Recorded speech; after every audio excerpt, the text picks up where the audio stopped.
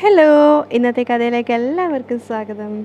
അങ്ങനെ പുറത്തേക്ക് പോകാൻ വേണ്ടി പോകുന്ന ഗോവിന്ദനോട് ഗീതു പറയുന്നുണ്ട്, രാധികാമ്മയുടെ വാക്കും കേട്ടിട്ട് ഓരോ തെറ്റുകൾ ചെയ്യണ്ട, അങ്ങനെ ചെയ്തിട്ടാണ് ഇപ്പോൾ വരുണ് പുറത്തായിട്ടുള്ളത്. ഇനി അതുപോലെ തന്നെ കണ്ണേട്ടനെയും പുറത്താക്കാനുള്ള അവസ്ഥ ഉണ്ടാക്കരുത്. അപ്പോൾ ഗോവിന്ദ് ചോദിക്കുന്നുണ്ട്, നീ എന്നെയും പുറത്താക്കോ? മര്യാദക്കൊക്കെ നടന്നു കഴിഞ്ഞാൽ പുറത്താക്കാതിരിക്കാൻ ശ്രമിക്കാം.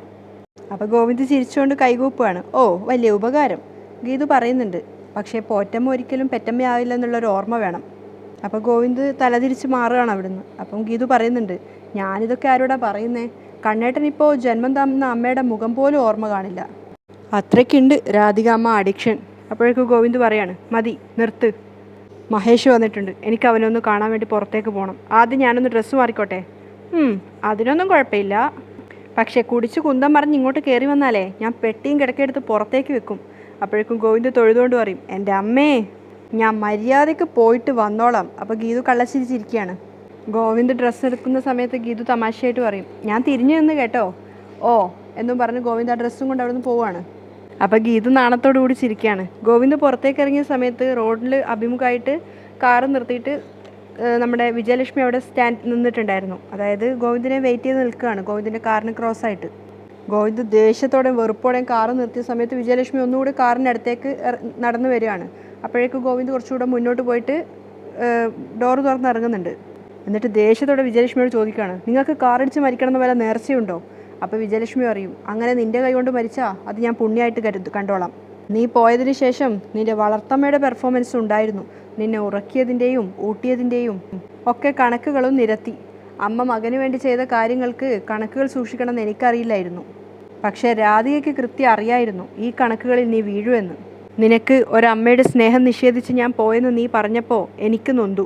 അപ്പോൾ ഗോവിന്ദ് പരിഹസിക്കും, ഒയ്യോ, പക്ഷെ നിന്നെ വളർത്തിയതിൻ്റെ കണക്കുകൾ നിൻ്റെ രാധികാമ്മ പറഞ്ഞപ്പോൾ എനിക്ക് പുച്ഛമാ തോന്നിയത്. അപ്പോൾ ഗോവിന്ദ് പറയുന്നുണ്ട്, രാധികാമ്മ പറഞ്ഞെങ്കിൽ അത് 100% സത്യമായിരിക്കും. അവർക്ക് നിങ്ങളെപ്പോലെ അഭിനയിക്കാൻ അറിയില്ലല്ലോ. അപ്പോൾ വിജയലക്ഷ്മി പറയുന്നുണ്ട്, അവൾ പറയുന്നതും കാണിക്കുന്നതും എല്ലാം നുണയാ. ആ കള്ളക്കഥകൾ വിശ്വസിച്ചിട്ടാ നീ എന്നെ വെറുത്തത്. അപ്പോൾ ഗോവിന്ദ് തിരിച്ചു ചോദിക്കുക, എന്ത് കള്ളക്കഥ? എന്നെ എൻ്റെ അച്ഛനെ ഉപേക്ഷിച്ച് നിങ്ങൾ വേറൊരാൾക്കൊപ്പം പോയില്ലേ? ഗോവിന്ദ് തിരിച്ചു ചോദിച്ചപ്പോഴേക്കും വിജയലക്ഷ്മിയുടെ ക്ഷമ നശിച്ചിട്ടുണ്ടായിരുന്നു. കാറിൻ്റെ ബോണറ്റിന് ഇടിച്ചിട്ട് ചോദിക്കും, പറയും ഡാ. ഗോവിന്ദ് ചെറുതല്ലാത്ത രീതിയിലൊന്ന് പകച്ചു പോയി വിജയലക്ഷ്മിയുടെ ആ ഭാവമാറ്റം കാണുന്ന സമയത്ത്. കാരണം അതുവരെയും അവർ ശാന്തയായിട്ട് ഒരു എന്താ പറയുക, എല്ലാ തെറ്റും താൻ ചെയ്തതെന്നുള്ള അർത്ഥത്തിൽ കേട്ട് നിൽക്കുകയാണ്. പക്ഷേ ഈ ഒരു കാര്യം പറഞ്ഞപ്പോഴേക്കും അവർ അത്രയും ദേഷ്യത്തോടെയാണ് പ്രതികരിക്കുന്നത്. ഇതേ ചോദ്യം നിൻ്റെ രാധികാമ്മ എന്നോട് ചോദിച്ച സമയത്ത് അവളുടെ കരണത്തടിക്കാഞ്ഞതേ എൻ്റെ സംസ്കാരം. പക്ഷേ ഈ ഒരു കാര്യം ഒരിക്കൽ കൂടെ നീ ആവർത്തിച്ച അടിച്ച് നിൻ്റെ കരണം ഞാൻ പുകയ്ക്കും. അത് എൻ്റെ അവകാശം. അപ്പോൾ ഗോവിന്ദ് തിരിച്ചു ചോദിക്കുകയാണ്, അപ്പം മറ്റാരുമായിട്ട് നിങ്ങൾക്ക് ബന്ധമില്ലായിരുന്നോ? നിങ്ങൾ വേറെ ആരുടെയും കൂടെ ഒളിച്ചോടി പോയിട്ടുമില്ല അല്ലേ? അപ്പം തിരിച്ച് അതേ നാണയത്തിന് വിജയലക്ഷ്മി പറയാണ്, ഇല്ല. ഗോവിന്ദിന് വീണ്ടും ഒരു ചെറിയ ഷോക്ക് പോലെ ഫീൽ ചെയ്യാണ്, ഇല്ല എന്നുള്ള അവരുടെ ആ ഒരു സംസാരത്തിൽ. പെട്ടെന്ന് തന്നെ ഗോവിന്ദ് ചോദിക്കുന്നുണ്ട്, എങ്കിൽ പിന്നെ ശിവരഞ്ജനി ആരുടെ മകളാ? പക്ഷെ അതിന് വിജയലക്ഷ്മിക്ക് ഉത്തരമില്ലായിരുന്നു. അവർ കണ്ണുകൾ താഴ്ത്തുകയാണ്. അപ്പോൾ ഗോവിന്ദ് അടുത്ത ചോദ്യം ചോദിക്കുക, എങ്കിൽ പിന്നെ അവളുടെ അച്ഛൻ ആരാ? അതിനൊന്നും വിജയലക്ഷ്മിക്ക് മറുപടി ഒന്നും പറയാനില്ലാതെ അവർ തലതാഴ്ത്ത് നിൽക്കുകയാണ്. അപ്പോൾ ഗോവിന്ദ് പറയുന്നുണ്ട്, എന്നെ അച്ഛനെ ഉപേക്ഷിച്ചു പോയ നിങ്ങളെപ്പോലെ തന്നെ ഞാൻ രഞ്ജുവിനെയും വെറുത്തിരുന്നു. അത് ഓർക്കുമ്പോൾ എനിക്ക് ഇപ്പോഴും കുറ്റബോധം തോന്നുവാണ്. നിങ്ങളുടെ വയറ്റിൽ ജനിച്ചത് അവളുടെ കുറ്റമല്ലല്ലോ. പാവം, പ്രിയമോളെ പോലെ രാധികാമ്മയാണ് അവളെ പ്രസവിച്ചിരുന്നതെങ്കിൽ എത്ര ഇരട്ടിയായി ഞാൻ അവളെ സ്നേഹിച്ചേനെ. അതിനൊന്നും ഒരു മറുപടി ഇല്ലാതെ ഒരു കേൾവിക്കാരിയെ പോലെ വിജയലക്ഷ്മി കേട്ട് നിൽക്കുകയാണ്. അപ്പോൾ ഗോവിന്ദ് വീണ്ടും ദേഷ്യത്തോട് ചോദിക്കുന്നുണ്ട്, ഇനിയെങ്കിലും ഞങ്ങളുടെ ജീവിതത്തിൽ ഒന്ന് ഒഴിവായി പോയിക്കൂടെ? അപ്പം ആ ഒരു അമ്മയുടെ മനസ്സിലുള്ള സങ്കടത്തോടു കൂടി അവർ പറയാണ്, പോകാം. നിൻ്റെ ഹൃദയത്തിൽ സൂക്ഷിച്ചു വെച്ചിരിക്കുന്ന മുഴുവൻ സ്നേഹവും എടുത്ത് ഒരൊറ്റ പ്രാവശ്യം ഒന്ന് അമ്മയെന്ന് വിളിക്കടാ. ഗോവിന്ദിന് അത് അടുത്തൊരു ഷോക്കാണ്. അതേസമയം അവർ വീണ്ടും പറയുന്നുണ്ട്, ഒരു പ്രാവശ്യം ഒന്ന് വിളിച്ചാൽ മതി അമ്മയെന്ന്. അതിനുശേഷം പിന്നീട് നിൻ്റെ മുന്നിൽ പോലും വരാതെ ഞാൻ പൊയ്ക്കോളാം. പിന്നെ നിൻ്റെ വെട്ടത്ത് പോലും ഞാൻ വരില്ല, ഞാൻ പൊക്കോളാം. പക്ഷെ ഗോവിന്ദിന് വെറുപ്പാണ് വരുന്നത്. ഗോവിന്ദ് ഇങ്ങനെ കൈ താഴെ വെച്ച കൈ ഇങ്ങനെ മുഷ്ടി ചുരുട്ടി പിടിക്കുകയാണ്. എന്നിട്ട് കണ്ണുകൾ അടച്ചു പിടിച്ച് ഇങ്ങനെ വെറുപ്പോടുകൂടി നിൽക്കുകയാണ്. അപ്പോഴും വിജയലക്ഷ്മി വിളിച്ചുകൊണ്ടേയിരിക്കുന്നുണ്ട്, മോനെ കണ്ണാ. അപ്പോഴേക്കും ഗോവിന്ദ് കൈകൾ മുഷ്ടി ചുരുട്ടിയതൊക്കെ നിവർത്തുകയും അതേപോലെ തന്നെ കണ്ണ് തുറന്ന് വെറുപ്പോടെ പറയും, ഒരിക്കലും വിളിക്കില്ല. നിങ്ങൾ എൻ്റെ അമ്മയല്ല. മരിച്ചാൽ കൊള്ളി വെക്കാൻ പോലും ഞാൻ വരില്ല. ഒരമ്മയുടെ മുഖത്ത് നോക്കി മകൻ പറയാവുന്നതിൻ്റെ പരമാവധി പറഞ്ഞ് വെറുപ്പോടെ ഗോവിന്ദ് പിന്തിരിഞ്ഞ് നടക്കുകയാണ്. ഇനിയൊന്നും ഗോവിന്ദിനോട് പറഞ്ഞിട്ട് കാര്യമില്ലെന്ന് മനസ്സിലാക്കിയിട്ട് ആ അമ്മ അവിടുന്ന് പിൻവാങ്ങുകയാണ്. തിരിച്ചു പോവാൻ കാറിൽ കയറിയിട്ട് വണ്ടി ഓടിക്കൊണ്ടിരിക്കുമ്പോഴും വിജയലക്ഷ്മിയുടെ കരച്ചിൽ തീർന്നിട്ടുണ്ടായിരുന്നില്ല. അവരിങ്ങനെ പൊട്ടി പൊട്ടി കരഞ്ഞുകൊണ്ടേയിരിക്കുകയാണ്. മാത്രമല്ല ഗോവിന്ദിൻ്റെ വാക്കുകൾ ഓരോന്ന് അവരുടെ മനസ്സിലേക്ക് ഇങ്ങനെ കൂരമ്പുകൾ പോലെ തറച്ചു കയറുകയാണ്. പിന്നെ ശിവരഞ്ജിനി ആരുടെ മകളാണ്? അവളുടെ അച്ഛൻ ആരാണ്? നിങ്ങൾ എൻ്റെ അമ്മയല്ല, മരിച്ചാൽ പോലും കൊള്ളി വെക്കാൻ ഞാൻ വരില്ല. ഒരുപാട് കരഞ്ഞ് കണ്ണുനീര് തുടച്ചുകൊണ്ട് അവർ മനസ്സിൽ വിചാരിക്കുകയാണ്, നിൻ്റെ എല്ലാ ചോദ്യത്തിനുള്ള മറുപടി എൻ്റെ കയ്യിലുണ്ട് മോനെ. പക്ഷേ അതങ്ങനെ പറയാൻ പറ്റില്ല. അവർ വീണ്ടും കരഞ്ഞുകൊണ്ടേയിരിക്കുകയാണ്. അതേസമയം ഡ്രൈവർ മിററിലൂടെ നോക്കുന്ന സമയത്ത് വിജയലക്ഷ്മി ഇങ്ങനെ പൊട്ടി പൊട്ടി കരയുന്നതാണ് കാണുന്നത്. അപ്പോൾ അയാളും സങ്കടത്തോടെ പറയുന്നുണ്ട്, ഇവിടെ വരുന്നതിന് മുമ്പ് മാഡത്തിൻ്റെ കണ്ണ് നിറഞ്ഞിട്ട് ഞാൻ കണ്ടിട്ടേ ഇല്ല. വീട്ടിലാണെങ്കിലും യാത്രയിലാണെങ്കിലും എപ്പോഴും സംഗീതം മാത്രം. ഇവിടെ വന്നതിന് ശേഷം സംഗീത ഉപാസന കുറഞ്ഞു, സ്വസ്ഥത ഇല്ലാതായി. അപ്പോൾ കരഞ്ഞുകൊണ്ട് തന്നെ വിജയലക്ഷ്മി പറയുന്നുണ്ട്, സംഗീതം എനിക്കെൻ്റെ മുറിവുണക്കാനുള്ള ഔഷധമായിരുന്നു. പക്ഷേ ഇപ്പോഴെൻ്റെ സംഗീതം ഹൃദയത്തിൻ്റെ ആഴത്തിൽ മുറിവേൽപ്പിക്കുന്ന കത്തി കൂടിയാണ്. ഞാൻ തന്നെ മൂർച്ച കൂട്ടി എൻ്റെ ഹൃദയത്തിലേക്ക് ആഴ്ന്നിറക്കുന്ന കത്തി. ആ വേദന അറിയാൻ എനിക്കെൻ്റെ ജീവിതത്തിൻ്റെ ഈ സായാഹ്നം വരെ കാത്തിരിക്കേണ്ടി വന്നു. അടക്കാൻ പറ്റാത്ത വേദനയോടുകൂടി അവർ വീണ്ടും കരഞ്ഞുകൊണ്ടേ ഇരിക്കുകയാണ്. അതേസമയം വരുണിനെ കാണാൻ വേണ്ടി വന്നതാണ് സുവർണയും അതുപോലെ തന്നെ രാധികയും. അപ്പോൾ വരുണ് ദേഷ്യത്തോടെ പറയുന്നുണ്ട്, എൻ്റെ കരണത്തടിച്ച് ഇറക്കി വിട്ടത് അമ്മ തന്നെയല്ലേ, എന്നിട്ടിപ്പോൾ കാണാൻ വന്നിരിക്കുന്നു. ഗോവിന്ദേട്ടൻ്റെ കാല് പിടിച്ചിട്ടാണെങ്കിൽ എന്നെ അവിടെ നിലനിർത്തേണ്ടതിന് പകരം മറ്റെല്ലാവരെക്കാളും ശത്രുതയോടെ എന്നോട് പെരുമാറിയത് എൻ്റെ അമ്മയാ. കുടിലതന്ത്രങ്ങൾ ഇഷ്ടം പോലെ കയ്യിലുണ്ടല്ലോ, അതിലേതെങ്കിലും ഒന്ന് പ്രയോഗിച്ച് എന്നെ രക്ഷപ്പെടുത്താമായിരുന്നില്ലേ. അപ്പോഴേക്കും രാധയ്ക്ക് ദേഷ്യം വരികയാണ്. കാരണം അത്രയും നേരം വരുണ് പറഞ്ഞതൊക്കെ അവർ കേട്ടു നിന്നു. ലാസ്റ്റ് പറയും, നീ എന്താ വിചാരിച്ചത്, ഞാൻ നിന്നെ ശിക്ഷിച്ചതാണെന്നോ, അവരോടൊപ്പം ചേർന്ന് ഞാൻ നിന്നെ ഇറക്കി വിട്ടതാണെന്നോ? അപ്പോൾ വരുണിന് സുവർണയ്ക്കും രാധികാമ്മ എന്താ പറയുന്നതെന്ന് മനസ്സിലാവുന്നില്ല. അപ്പോൾ രാധിക തൻ്റെ ബുദ്ധി പറഞ്ഞു കൊടുക്കുകയാണ്, എടാ ഞാൻ നിന്നെ സത്യത്തിൽ അവിടുന്ന് രക്ഷപ്പെടുത്തിയതാ. ഞാനത് ചെയ്തില്ലായിരുന്നെങ്കിൽ ആ ശിക്ഷ കണ്ണൻ നടപ്പാക്കിയേനെ. നീ പണം കൊടുത്ത കരുണനായിക്കാരാണെന്നും അയാൾ ഏർപ്പാടാക്കിയത് ഗീതുവിനെ കൊല്ലാനാണെന്നും കണ്ണൻ അറിഞ്ഞേനെ. അങ്ങനെയൊന്നും സംഭവിക്കാതിരിക്കാൻ ഞാൻ നിന്നെ അവിടുന്ന് രക്ഷപ്പെടുത്തിയതാണെന്ന് മനസ്സിലാക്കാനുള്ള ബോധം പോലും നിനക്കില്ലാതെ പോയല്ലോടാ.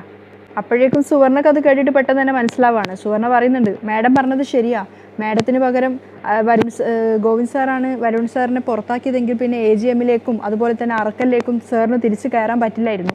കരൺ നായിക്ക് നിൻ്റെ കള്ളപ്പേരാണെന്ന് ചോദിച്ചിട്ട് ആ വിഷയം അവിടെ അവസാനിപ്പിച്ചത് അതുകൊണ്ടാണ്. അപ്പോഴേക്കും വരുണ് വീണ്ടും പറയാണ്, ഇപ്പോൾ പഴി മുഴുവൻ എൻ്റെ പേരിലായി, ഇനി ഞാൻ എന്തൊക്കെ നല്ല കാര്യങ്ങൾ ചെയ്താലും ഏട്ടൻ എന്നെ അങ്ങോട്ടേക്ക് കയറ്റില്ല. അപ്പോൾ രാധിക പറയും, അങ്ങനെ പറയാൻ വരട്ടെ, നിന്നെ ഗോവിന്ദ് തന്നെ തിരിച്ചു വിളിക്കാൻ ഞാൻ ചെറിയൊരു നമ്പർ തുടങ്ങി വെച്ചിട്ടുണ്ട്. അതെന്താണെന്നറിയാൻ വേണ്ടിയിട്ട് വരുണും സുവർണയും കൂടെ രാധികയെ തന്നെ നോക്കുകയാണ്. രാധിക പറയുന്നുണ്ട്, നീ ഇല്ലാത്തടുത്ത് രേഖയെ നിർത്താൻ പാടില്ലെന്ന്, അവളെ നിൻ്റെ ഒപ്പം തന്നെ പറഞ്ഞു വിടണമെന്ന്. അപ്പോൾ വരുണ് ദേഷ്യത്തോടെ പറയും, അത് ഗോവിന്ദേട്ടൻ സമ്മതിക്കുമോ? അയാൾ നിർബന്ധം പിടിച്ചിട്ടല്ലേ അവളെ അവിടെ നിർത്തിയിരിക്കുന്നത്. ഞാൻ ആ നാടകം ഭംഗിയായിട്ട് കൊണ്ടുവന്നതാ, അപ്പോഴേക്കും ഗീതു ഇടപെട്ടത് പൊളിച്ചു. രേഖയെ പുറത്താക്കാൻ പറ്റില്ലെന്ന് രാധിക ദേഷ്യത്തോടെ പറയും. അല്ലായിരുന്നെങ്കിൽ അവൾ വീട് വിട്ട് പോകുന്ന സാഹചര്യം ഉണ്ടായേനെ. അത് അംഗീകരിക്കാനാവാതെ ഗോവിന്ദ് നിന്നെ തിരിച്ചു വിളിച്ചേനെ. അപ്പോൾ വരുണ് ദേഷ്യത്തോടെ പറയും, പൊളിഞ്ഞു പോയ തന്ത്രത്തെക്കുറിച്ച് പറഞ്ഞിട്ട് എന്താ കാര്യം? അപ്പോഴേക്കും സുവർണ ചോദിക്കുകയാണ്, മാം പറഞ്ഞാൽ ഗോവിന്ദ് സാർ അംഗീകരിക്കില്ലേ? എന്തിനും അവസാനത്തെ വാക്ക് അമ്മയുടേതാണെന്നാണല്ലോ സാർ എപ്പോഴും പറയാറ്. അപ്പോൾ രാധിക ചോദിക്കുന്നുണ്ട്, സ്വന്തം കുടുംബത്തോടും കമ്പനിയോടും ചതി കാണിച്ചവനെ തിരികെ വിളിക്കണമെന്ന് ഞാൻ എങ്ങനെ പറയും? അതുകൊണ്ട് ഞാൻ വേറൊരു ഐഡിയ കൂടി ഇന്നു മുതൽ തുടങ്ങും. നീ പോയ വിഷമത്തിന് ഇന്ന് രാത്രി മുതൽ ആഹാരം കഴിക്കില്ല. ഞാൻ നിരാഹാരത്തിലാണെന്ന് കണ്ണൻ അറിയും. അതുകൊണ്ട് നാളെ ഉച്ചയ്ക്ക് മുമ്പ് നിനക്ക് മാപ്പ് തന്നവൻ നിന്നെ വീട്ടിലേക്ക് തിരികെ ക്ഷണിക്കും. അപ്പോൾ വരുണ് സ്നേഹത്തോടെ പറയും, എനിക്ക് വേണ്ടി അമ്മ പട്ടിണിയൊന്നും കിടക്കണ്ട. അപ്പോൾ രാധിക പുച്ഛത്തോടെ പറയും, പട്ടിണി ആര് കിടക്കുന്നു? ഹോട്ടലിൽ നിന്ന് വയറ് നിറച്ച് ഭക്ഷണം കഴിച്ചിട്ടേ ഞാൻ പോവും. നാളെ ഉച്ചവരെ പിടിച്ചു നിൽക്കാൻ അത് മതി. അപ്പോഴേക്കും സുവർണയും വരുണും അതേപോലെ തന്നെ ഇത്രയേ ഉള്ളൂ എന്നൊരർത്ഥത്തിൽ നോക്കുകയാണ്. അപ്പോൾ സുവർണ ചിരിച്ചുകൊണ്ട് പറയും, മാമിൻ്റെ ബുദ്ധി അപാരം തന്നെ. അപ്പോൾ രാധിക ദേഷ്യത്തോടെ സുവർണയെ നോക്കിക്കൊണ്ട് പറയും, പ്രൊഫഷണൽ ഗുണ്ടകൾക്ക് കമ്പനി അക്കൗണ്ടിൽ നിന്നും വെട്ടിച്ച പണം നൽകിയ നിന്റെ ബുദ്ധിക്കാണ് ആദ്യം സമ്മാനം തരേണ്ടത്. അപ്പോൾ സുവർണ നാണം കെട്ടിട്ട് തലതാഴ്ത്തുകയാണ്. അപ്പം വരുണും സുവർണയെ നോക്കുന്നുണ്ട്. അപ്പം രാധിക പറയാണ്, ഇനി ഇത്തരം കാര്യങ്ങൾ എന്നോട് ചോദിച്ചിട്ടേ ചെയ്യാവൂ. അതിനുശേഷം സുവർണ പറയാണ്, ഇതിൻ്റെ കൂടെ ഒരു പ്രധാനപ്പെട്ട കാര്യം കൂടി പറയാനാണ് ഞാൻ വന്നത്. അതെന്താന്നുള്ള അർത്ഥത്തിൽ രാധികയും വരുണും നോക്കുകയാണ്. എനിക്ക് കിട്ടിയ ഇൻഫർമേഷൻ കൃത്യമായതുകൊണ്ടാണ് പറയുന്നത്. അപ്പോൾ രാധിക ചോദിക്കും, എന്താ ഇൻഫർമേഷൻ? ഇന്ന് ഗീതു വഴി ഗോവിന്ദ് സാറിന് കിട്ടിയ തെളിവുകൾ യഥാർത്ഥത്തിൽ കണ്ടെത്തി കൊടുത്തത് അവർണികയും കിഷോറും കൂടിയാ. രാധികയും വരുണും ഒരുപോലെ ഷോക്കാവുകയാണ്. അപ്പോൾ അവർണിക പറയുന്നുണ്ട്, കിഷോർ കൂടെ നിന്ന് ചതിക്കുക. അപ്പോൾ വരുണും ദേഷ്യത്തോടെ രാധികയോട് പറയുന്നുണ്ട്, അവനെ വിശ്വസിക്കരുതെന്ന് ഞാൻ അമ്മയോട് ഒരുപാട് തവണ പറഞ്ഞിട്ടുള്ളതല്ലേ, ഇപ്പം എങ്ങനെയുണ്ട്? ആദ്യം തീർക്കേണ്ടത് അവനെയാണ്, എനിക്കിപ്പോൾ തന്നെ അവനെ കാണണം എന്ന് പറഞ്ഞ് വരുണ് ദേഷ്യത്തോടെ പോകുമ്പോഴേക്കും രാധിക പിന്നെ വിളിക്കുന്നുണ്ട് വരുൺ. പക്ഷെ അതൊന്നും മൈൻഡാക്കാതെ വരുൺ ദേഷ്യത്തോടെ പോവുകയാണ്. മഹേഷിനെ കാണാൻ വേണ്ടി വന്നതാണ് ഗോവിന്ദ്. മഹേഷ് മദ്യം കഴിച്ചുകൊണ്ട് സംസാരിക്കുകയാണ്. ഇത്രയധികം ടെൻഷൻ നിൻ്റെ ഉള്ളിലുണ്ടെന്ന് ഞാൻ ഇന്നാ മനസ്സിലാക്കിയത്. ഗോവിന്ദ് മദ്യം ഒരു തുള്ളി പോലും തൊടാതെ തൊട്ടടുത്ത് തന്നെ ഇരിക്കുകയാണ്. അപ്പം മഹേഷ് പറയുന്നുണ്ട്, ഇതുവരെ നിൻ്റെ ആ പെറ്റമ്മ മരിച്ചു പോയെന്നായിരുന്നു എൻ്റെ വിശ്വാസം. അപ്പോൾ ഗോവിന്ദ് ഇങ്ങനെ ആലോചനയോടുകൂടി ഇരുന്നിട്ട് പറയാണ്, ഞാൻ പറഞ്ഞില്ലേ, എൻ്റെ കൗമാരത്തിൽ തന്നെ എൻ്റെ മനസ്സിൽ അവർ മരിച്ചു. ഉചിതമായ ബലികർമ്മങ്ങൾ പോലും നടത്താൻ പറ്റാത്തൊരു മരണമായിരുന്നു അത്. അപ്പം മഹേഷ് പറയുന്നുണ്ട്, നിൻ്റെ ഫീലിങ്സ് ഒക്കെ എനിക്ക് മനസ്സിലാക്കാൻ പറ്റും. നിൻ്റെ സ്ഥാനത്ത് ഞാനായിരുന്നെങ്കിലേ ഇതിനൊക്കെ ഹാർട്ട് അറ്റാക്ക് വന്ന് മരിച്ചു പോയേനെ. അപ്പോൾ ഗോവിന്ദും സങ്കടത്തോടെ പറയുന്നുണ്ട്, പലതും ഓർക്കുമ്പോൾ നെഞ്ചുരുകുന്നത് പോലെ തോന്നുന്നു. പെട്ടെന്നൊരു ദിവസം ഹൃദയം പണിമുടക്കിയ ഒരുപാട് രഹസ്യങ്ങൾ പുറത്തറിയാതെ എന്നോട് കൂടെ തന്നെ അവസാനിക്കും. അതുകൊണ്ടാണ് നിന്നോട് ഞാനിതൊക്കെ ഇപ്പോൾ തുറന്നു പറഞ്ഞത്. അപ്പം മഹേഷ് ചോദിക്കുന്നുണ്ട്, ഇത് നീ എന്നോട് തുറന്നു പറഞ്ഞതുപോലെ ഗീതുവിനോട് തുറന്നു പറഞ്ഞാൽ എന്താ കുഴപ്പം? എന്തിന്? ഇപ്പോൾ തന്നെ രാധികാമ്മ അവൾക്ക് ശത്രുവാ. പക്ഷെ അവൾ പറയുന്നത് പോലെ രാധികാമ്മ എന്നെ കൊല്ലുകയാണെങ്കിൽ ആ മരണം ഏറ്റുവാങ്ങാൻ പോലും തയ്യാറായി എൻ്റെ മനസ്സ് അവൾ കാണുന്നില്ല. അവൾ ആരാധിക്കുന്ന ആ സ്ത്രീയാണ് എന്നെ പെറ്റതെന്നറിഞ്ഞാൽ ആ നിമിഷം ഗീതു അവരെ ആനയിച്ച് അറക്കലേക്ക് കൊണ്ടുവരും, രാധികാമ്മയ്ക്കെതിരെ നേർയുദ്ധം തുടങ്ങാൻ. അതെനിക്കൊട്ടും സഹിക്കാൻ പറ്റില്ല. അങ്ങനെ സംഭവിച്ചാൽ വെറുപ്പോടുകൂടി ഗോവിന്ദ് പറയും, ഒരു പക്ഷേ എനിക്ക് ജന്മം തന്ന ആ സ്ത്രീയെ ഞാൻ കൊന്നിരിക്കും. ആ പേര് പോലും ഞാൻ അങ്ങേയറ്റം വെറുക്കുന്നു. അപ്പം മഹേഷ് ഇങ്ങനെ ഒരു അർത്ഥം മനസ്സിലാവാത്ത രീതിയിൽ ഗോവിന്ദിനെ തന്നെ നോക്കി നിൽക്കുകയാണ് ഗോവിന്ദിൻ്റെ ആ വെറുപ്പ് കാണുന്ന സമയത്ത്. അപ്പോൾ ഗോവിന്ദ് ദേഷ്യത്തോടുകൂടി പറയുന്നുണ്ട്, അറക്കൽ ഗോവിന്ദ് മാധവ് ജനിച്ചത് ആരുടെയും ഗർഭപാത്രത്തിലല്ല, അറക്കലെ രാധിക മാധവൻ്റെ മനസ്സിലാണ്. അപ്പം മഹേഷ് അവിടെ നിന്ന് എഴുന്നേറ്റിട്ട് പറയുന്നുണ്ട്, രാധിക എനിക്ക് നിന്നോടുള്ള സ്നേഹവും തിരിച്ച് അവരോട് നിനക്കുള്ള സ്നേഹവും എനിക്ക് നന്നായിട്ടറിയാം. ഞാൻ പറഞ്ഞതൊക്കെ പിൻവലിച്ചു. തൽക്കാലം നീ ഗീതുവിനോടൊന്നും പറയണ്ട. അപ്പോൾ ഗോവിന്ദ് മറുപടി പറയാണ്, തൽക്കാലം എന്നല്ല, ഒരിക്കലും ഗീതു ഒന്നും അറിയണ്ട. എന്നായാലും പിരിഞ്ഞു പോവേണ്ടവൾ അവൾ. അപ്പം മഹേഷ് വന്നിട്ട് സ്നേഹത്തോടെ ചോദിക്കുന്നുണ്ട്, അപ്പോൾ നിങ്ങൾക്കിടയിലുള്ള പ്രശ്നങ്ങളൊന്നും തീർന്നിട്ടില്ലേ? അപ്പോൾ ഗോവിന്ദ് ഒരു സങ്കടത്തോടെ ചിരിക്കും. അതിനുശേഷം പറയുന്നുണ്ട്, നേരത്തെ പറഞ്ഞതുപോലെ പെട്ടെന്ന് എനിക്കെന്തെങ്കിലും സംഭവിച്ചാൽ ഒരു കാലത്ത് ഞാൻ അവളെ സ്നേഹിച്ചിരുന്നു എന്നുള്ളത് നീ അവളോട് പറയണം. അപ്പം മഹേഷ് തിരിച്ചു പറയുന്നുണ്ട്, ഒരു കാലത്തല്ല ഗോവിന്ദ്, ഇപ്പോഴും നീ അവളെ സ്നേഹിക്കുന്നുണ്ട്. അത് ഗോവിന്ദ് പോലും മനസ്സിനകത്ത് അടക്കി പിടിച്ചിട്ടുണ്ടായിരുന്ന രഹസ്യ ഒരു സത്യം തന്നെയാണ്. അപ്പം മഹേഷ് പറയാണ്, ഒരിക്കൽ തോന്നിപ്പോയ പ്രണയം മനസ്സിൽ നിന്നും മായ്ക്കാൻ നിന്നെപ്പോലെ നല്ലൊരു മനുഷ്യന് കഴിയില്ല ഗോവിന്ദ്. പെട്ടെന്ന് തന്നെ ഗോവിന്ദ് വിഷയം മാറ്റാൻ വേണ്ടി പറയുന്നുണ്ട്, എനിക്കവളെ ഇഷ്ടമാണോ അല്ലയോ എന്നുള്ളതല്ല വിഷയം. അവൾക്കൊരിക്കലും എന്നെ ഭർത്താവായി കാണാൻ കഴിയില്ല. ഞങ്ങൾ തമ്മിൽ ഒരുപാട് വ്യത്യാസങ്ങളുണ്ട്. അവൾ എന്നേക്കാൾ ഒരുപാട് ഉയരങ്ങളിൽ എത്തേണ്ടവളാ. അപ്പം മഹേഷ് ചോദിക്കുന്നുണ്ട്, ഗീതുവിൻ്റെ മനസ്സറിയാൻ ഞാനൊന്ന് ശ്രമിച്ചു നോക്കിയാലോ? പെട്ടെന്ന് തന്നെ ഗോവിന്ദ് വിലക്കുകയാണ്, ഏയ് വേണ്ട, അങ്ങനെ ആരെങ്കിലും പറഞ്ഞു എന്ന് വിചാരിച്ച് മാറ്റി ചിന്തിക്കുന്നവളല്ല അവൾ. അതുകൊണ്ട് ഞാൻ എൻ്റെ ഉള്ളിൽ അറിയാതെ തോന്നിയ ഇഷ്ടം അടച്ചുപൂട്ടി. ഒരു കാലത്ത് എൻ്റെ മനസ്സിൽ അങ്ങനെയൊക്കെ ഉണ്ടായിരുന്നു എന്ന് പോലും അവൾ അറിയരുത്. അറിഞ്ഞാൽ പിന്നെ എനിക്ക് അവളെ ഫേസ് ചെയ്യാൻ വരെ ബുദ്ധിമുട്ടാണ്. മഹേഷിന് എന്താ തിരിച്ച് പറയേണ്ടതെന്ന് അറിയില്ല ഗോവിന്ദിൻ്റെ അടുത്ത്. അപ്പോൾ ഗോവിന്ദ് വീണ്ടും പറയാണ്, ഒരുപാട് രഹസ്യങ്ങൾ സൂക്ഷിക്കുന്ന എനിക്ക് ഇതും മൂടി വെക്കാൻ എളുപ്പമാണ്. സങ്കടത്തോടു കൂടി ഗോവിന്ദ് പറയാണ്, തെക്കേ പറമ്പിൽ ഗോവിന്ദ് മാധവിൻ്റെ ചിത എരിയുന്നതുവരെ ഈ നഷ്ടപ്രണയം ഒരു രഹസ്യമായി തന്നെ തുടരട്ടെ. സഹിക്കാനാവാത്ത സങ്കടത്തോടു കൂടിയാണ് മഹേഷ് ആണെങ്കിലും അത് കേട്ട് നിൽക്കുന്നത്. അതുപോലെ തന്നെ ഗോവിന്ദ് പറയുമ്പോഴും അവൻ്റെ ഉള്ളിൽ അത്രത്തോളം ഗീതുവിനോട് പ്രണയം ഉണ്ടായിരുന്നു. കുറച്ചു നേരത്തിന് ശേഷം മഹേഷ് വന്നിട്ട് പറയുന്നുണ്ട്, വിജയലക്ഷ്മിക്കും രഞ്ജുവിനും ഇടയിലുള്ള നിൻ്റെ ഈ ധർമ്മസങ്കടത്തിൽ ഒരു തെറ്റും ചെയ്യാത്തവളാ ഗീതു. അവളോട് നീ ഇത്തിരി സോഫ്റ്റായിട്ട് പെരുമാറണം.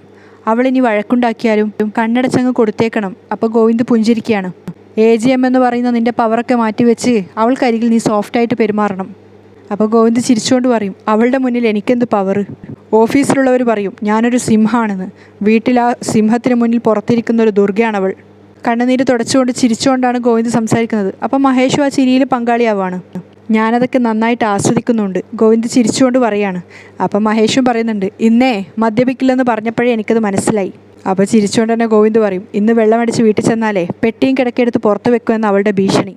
അവൾ പറഞ്ഞതാടാ എന്ന് പറഞ്ഞിട്ട് മഹേഷിൻ്റെ തോളിൽ തട്ടുകയാണ്. അപ്പം മഹേഷ് തിരിച്ചു ചോദിക്കുന്നുണ്ട്, അവൾ നിൻ്റെ ഭാര്യയാവാൻ തയ്യാറെടുക്കുന്നതിന് ഇതിനപ്പുറം വല്ല തെളിവും വേണോ? മദ്യത്തിനോടുള്ള അവളുടെ ഈ ശത്രുത പോലും ഒരു ഉത്തമ ഭാര്യയുടെ ലക്ഷണമാണ്. ഗോവിന്ദ് ചിരിക്കുന്ന സമയത്ത് മഹേഷ് പറയുന്നുണ്ട്, ചിരിക്കൊന്നും വേണ്ട, നിങ്ങൾ ഒരുമിച്ച് അടിച്ചു പൊളിച്ച് ജീവിക്കുന്നത് കാണാൻ ഞാൻ മാത്രമല്ല, എന്നെപ്പോലെ ഒരുപാട് പേരുണ്ട്. അത് കേൾക്കുന്ന സമയത്ത് ഗോവിന്ദിന് കുറച്ച് സന്തോഷം തോന്നുകയാണ്. മഹേഷിൻ്റെ അരികിൽ നിന്നും മാറിക്കൊണ്ട് പുഞ്ചിരിച്ചുകൊണ്ട് മാറുകയാണ്. പക്ഷേ കുറച്ചു നേരം കഴിയുമ്പോഴേക്കും ഗോവിന്ദിൻ്റെ മുഖത്ത് വീണ്ടും നിരാശ വരികയാണ്. റൂമിലൊന്നും ഒരു ലൈറ്റ് പോലും ഇടാതെ ദേഷ്യത്തോടെയും സങ്കടത്തോടെയും കൂടി ഇരിക്കുകയാണ് അവർണിക മുറിയിൽ. ആ സമയത്താണ് കിഷോർ അങ്ങോട്ടേക്ക് കയറി വരുന്നത്. കിഷോർ ലൈറ്റ് ഇട്ടുകൊണ്ട് അവർണികയോട് ചോദിക്കുന്നുണ്ട്, ഇതെന്താ നീ മുറിയിൽ ലൈറ്റൊന്നും ഇടാതെ ഇരിക്കുന്നത്? അപ്പോൾ അവർണിക ദേഷ്യത്തോടെ പറയും, മനസ്സ് ഇരുട്ടായി പോയതുകൊണ്ട്. പെട്ടെന്ന് ഇരുട്ടാവാൻ ഒരു കാരണം വേണ്ടേ? അപ്പോഴേക്കും അവർണിക ദേഷ്യത്തോടെ ഇറങ്ങി വന്നിട്ട് കിഷോറിൻ്റെ കഴുത്തിന് കുത്തിപ്പിടിച്ചിട്ട് പറയും, ഷർട്ടിന് കുത്തിപ്പിടിച്ചിട്ട്, ആ ഇരുട്ടിൻ്റെ ആ ഒരു കാരണം നീയാ. നീ എന്തിനാ ഇത്ര നേരത്തെ വന്നേ? പാതിരാത്രി കഴിഞ്ഞിട്ട് വന്നാൽ പോരായിരുന്നോ? അപ്പോൾ കിഷോർ ദേഷ്യത്തോടെ പറയും, ഞാൻ പറഞ്ഞില്ലേ ഓഫീസിൽ ജോലി തിരക്കുണ്ടായിരുന്നു. എന്ത് തിരക്ക്? ഏത് ഓഫീസിൽ? അവർണിക ദേഷ്യത്തോടെ ചോദിക്കും. അപ്പോൾ കിഷോർ പറയും, നമ്മുടെ ഓഫീസിൽ. അപ്പോൾ അവർണിക ദേഷ്യത്തോടെ പറയും, മിണ്ടരുത് നീ, കള്ളം മാത്രമേ പറയൂ നീ ഇപ്പോൾ. ഞാൻ ഓഫീസിൽ അന്വേഷിച്ചപ്പോൾ നീ 5 മണിക്ക് ഇറങ്ങിയതാണെന്ന് അറിഞ്ഞു. അപ്പോൾ കിഷോർ ചെറുതായിട്ടൊന്ന് ഞെട്ടുകയാണ്. പിന്നെ നിനക്ക് എന്ത് തിരക്കായിരുന്നു ഇതുവരെ? നിനക്കെന്താ പുതിയ കൂട്ടുകാരെ വല്ലവരെയും കിട്ടിയോ? മറുപടി ഒന്നും പറയുന്നില്ല. കിഷോർ ദേഷ്യത്തോടു കൂടിയാണ് അവർണികയെ നോക്കുന്നത്. അപ്പോൾ അവർണിക ചോദിക്കുന്നുണ്ട്, ഭാര്യയോട് 2 മിനിറ്റ് സംസാരിക്കാൻ പോലും കഴിയാത്ത എന്ത് തിരക്കാക്കിച്ചു നിനക്ക്? എന്നേക്കാൾ പ്രധാനപ്പെട്ട ആരാ നിനക്കുള്ളത്? അപ്പോൾ കിഷോറും അതേ നാണയത്തിൽ ദേഷ്യത്തോടെ പറയും, അതൊക്കെ നീ എന്തിനാ അന്വേഷിക്കുന്നത്? എനിക്ക് എൻ്റേത് മാത്രമായ കുറേ കാര്യങ്ങൾ കാണും. അത് നിന്നെയോ നിൻ്റെ ഡാഡിയോ ബോധ്യപ്പെടുത്തേണ്ട ഒരു കാര്യം എനിക്കില്ല. അപ്പോൾ അവർണിക ആദ്യമായിട്ട് കിഷോർ അത്രയും ദേഷ്യത്തോട് സംസാരിക്കുന്നത് കേട്ട് ആ ഒരു ഷോക്കിൽ പറയും, എൻ്റെ ഡാഡി തന്ന ഔദാരിയാണ് നിൻ്റെ ജീവിതം എന്നുള്ളത് നീ ഓർക്കണം. അപ്പോൾ കിഷോർ പുച്ഛത്തോടെ പറയും, അതുകൊണ്ട് ഞാൻ അയാളെ പേടിച്ച് ജീവിക്കണോ അതോ നിങ്ങളുടെ അടിമയായിട്ട് കഴിയണോ?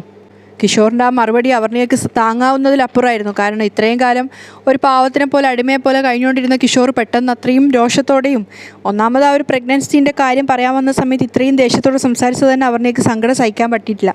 അങ്ങനെയാണ് ഇന്നത്തെ എപ്പിസോഡ് അവസാനിക്കുന്നത്. അപ്പോൾ നാളത്തെ എപ്പിസോഡിൽ എന്തൊക്കെയാണ് സംഭവിക്കുക നമുക്ക് കാത്തിരുന്ന് തന്നെ കണ്ടു നോക്കി. ഇന്നത്തെ കഥ എങ്ങനെയാണ് വൈൻഡപ്പ് ചെയ്യുന്നത്? പുതിയ എപ്പിസോഡിൻ്റെ കഥയും വിശേഷങ്ങളായിട്ട് നാളെ കാണാം. അതുവരേക്കും ബൈ.